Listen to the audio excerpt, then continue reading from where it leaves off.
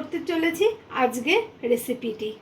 প্রত্যেক বাঙালিদের কাছে একটা বিশেষ প্রিয়তম দিন হলো পয়লা বৈশাখ। আর এই পয়লা বৈশাখে আমি আমার বাড়িতে মটন কষা করব আজকে। তাই ভাবলাম আজকে সেই রেসিপিটা আমি আপনাদের সাথে শেয়ার করব।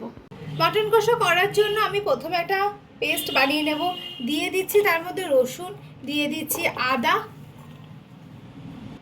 দিয়ে দিচ্ছি কাঁচা লঙ্কা, দিয়ে দেব একটা বড় আকারে টমেটো। এবারে এটা আমি পেস্ট বানিয়ে নেব। এইবার এই মিশ্রণ পেস্টটা মাংসের মধ্যে ঢেলে দেব।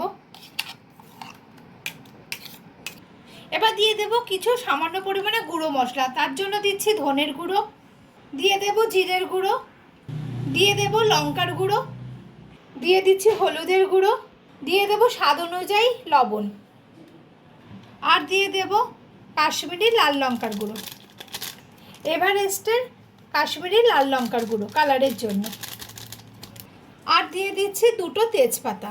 এবার সব উপকরণগুলোকে খুব ভালো করে আমি হাতের সাহায্যে মেখে নেব। দিয়ে দিচ্ছি কাঁচা সর্ষের তেল। এবার খুব ভালো করে আমি সমস্ত মশলাগুলো মাংসর গায়ে আমি মাখিয়ে নেব।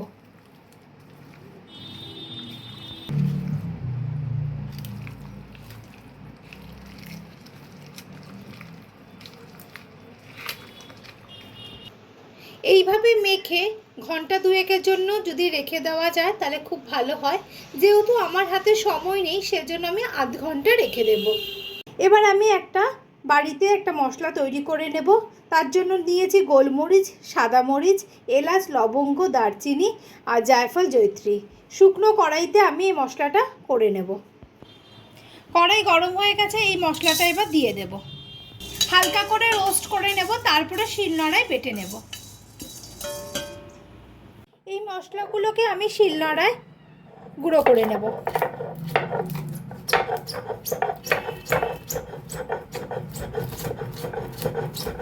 কড়াই গরম হয়ে গেছে, কড়াইতে আমি সরষের তেল দিয়েছি। এবার আলুগুলোকে একে একে আমি ভেজে নেব।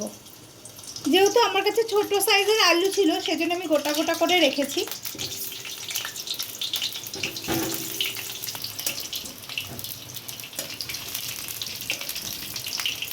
আলুটাকে লাল লাল করে ভাজা হয়ে গেছে।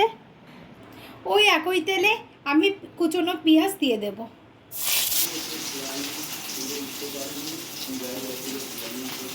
পেঁয়াজটাকে লাল লাল করে ভাজা হয়ে গেছে। এবার মেখে রাখা মাটনটাকে দিয়ে দেব।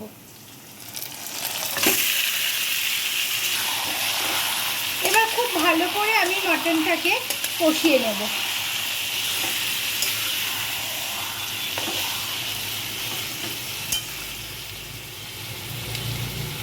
মটনটাকে আমি খুব ভালো করে কষিয়ে নিয়েছি। মটনের থেকে তেল ছাড়তে শুরু করেছে আর মশলাগুলো খুব ভালো করে কষানো হয়ে গেছে।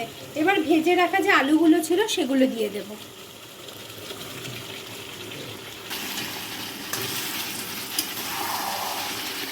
আমি খুব ভালো করে যে মটন কষাটা ভালো করে কষিয়ে নেব।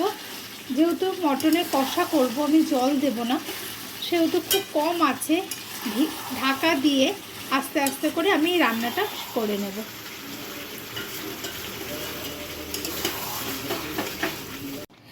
আমার মাংসটার মধ্যে আমি একটু জল দিয়ে দিয়েছিলাম কারণ মাংসটা অনেকটা কষে গেছিলো।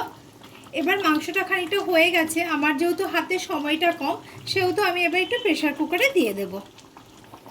প্রেশার কুকারে দেওয়ার আগে যে ভাজা মশলাটা গুঁড়ো করে রেখে দিয়েছিলাম সেই মশলাটা উপর দিয়ে ছড়িয়ে দেব। প্রেশারে দিয়ে দিয়েছে। এবার আমি দুটো সিটি দিয়ে ভাপে রেখে দেব। মটন কষাটা আমার হয়ে গেছে।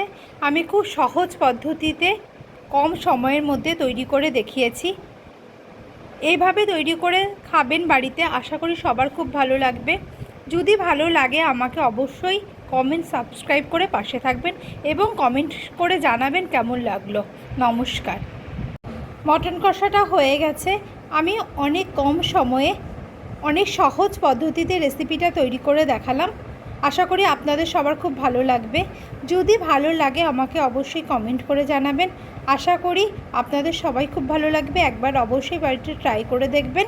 সবার সত্যি খেতে খুব ভালো লাগবে। সবাইকে আমার প্রণাম।